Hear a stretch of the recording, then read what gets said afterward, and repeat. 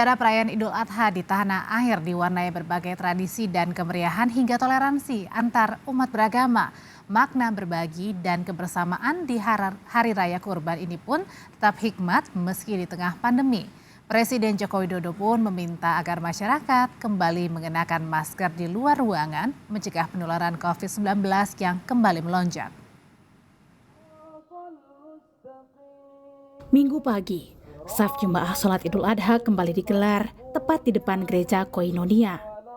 Kawasan depan gereja di Jalan Matraman Raya dan Jatinegara Barat, Jakarta Timur ini pun ditutup sementara agar warga bisa melaksanakan sholat Idul Adha yang berakhir sekitar pukul 7:30 pagi. Untuk menyesuaikan pelaksanaan sholat Id, jadwal ibadah pagi di gereja ini pun ditiadakan sebagai bentuk tenggang rasa antar umat beragama yang sudah lama terbina. Iya benar, itulah mencontoh tenggang rasa antar umat beragama, bahwa ini Jatinegara Matraman tuh benar-benar tuh tenggang rasa umatnya gitu, nggak membedakan mana Kristen, mana Buddha, mana Hindu, sama semua.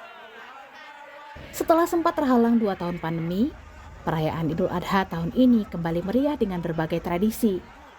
Di Desa Hila, Kabupaten Maluku Tengah, warga kembali menggelar tradisi lewa pipi atau mengarak hewan kurban kambing dengan menggendongnya keliling kampung. Lewa pipi sendiri berarti bawa lari kambing yang dilakukan usai sholat Idul Adha.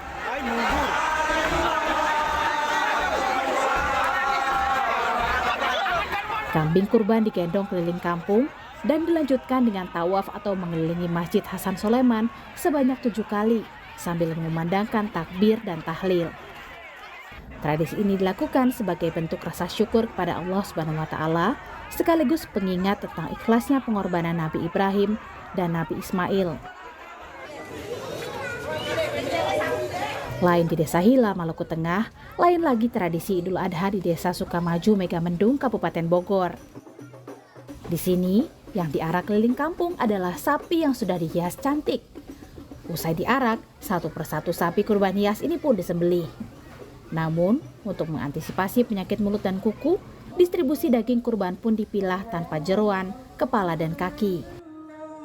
Pengarakan kita seperti biasa karena warisan nenek moyang kita, maka dari itu hewan kurban sebelum disembelih biasanya itu kita arak-arakan, kita dandani, kita hiasi, kita kasih wangian, dan alhamdulillah bisa terrealisasi walaupun tahun kemarin kita sempat dilanda COVID pandemi di mana pemerintah kayak untuk membatasi untuk kerumunan. Melihat tingginya antusiasme warga, Presiden Joko Widodo pun mengingatkan bahwa pandemi COVID-19 belum berlalu.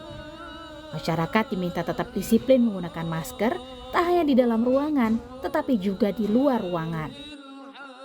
Saya juga ingin mengingatkan kepada kita semuanya bahwa COVID masih ada. Oleh sebab itu, baik di dalam ruangan maupun di luar ruangan, memakai masker adalah masih sebuah keharusan. Tetap harus hati-hati, kita tetap harus waspada, karena memang faktanya COVID itu masih ada, utamanya yang varian BA4 dan BA5.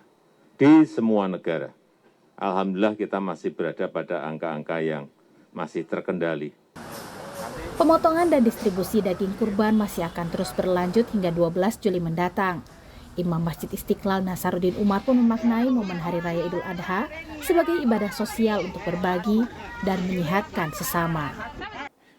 Pikiran yang sehat itu terletak di dalam tubuh yang sehat.